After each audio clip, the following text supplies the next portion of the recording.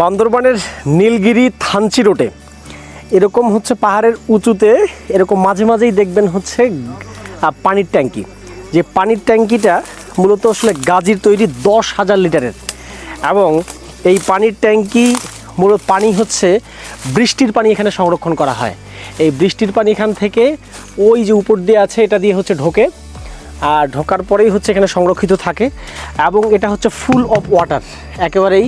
আমি যদি এটা একটু দেখাই, এখান থেকে বৃষ্টির পানি একেবারেই হচ্ছে স্বচ্ছ পানি, এবং আমার মনে হয় এটা খাওয়াও যাবে, যেহেতু পাহাড়ে আসলে পানির সংকট।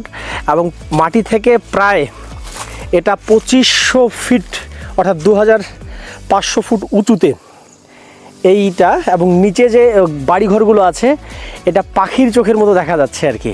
পাখির চোখে যেরকম দেখলে অথবা ড্রোন দিয়ে দেখলে যেরকম লাগে ঠিক সেরকম।